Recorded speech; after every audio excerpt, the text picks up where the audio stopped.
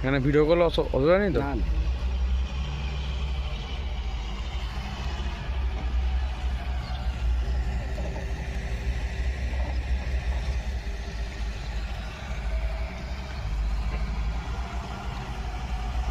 না, বয়স্ক লোক তো ভালোই তাহলে মেশিন চালাতে পারে গো।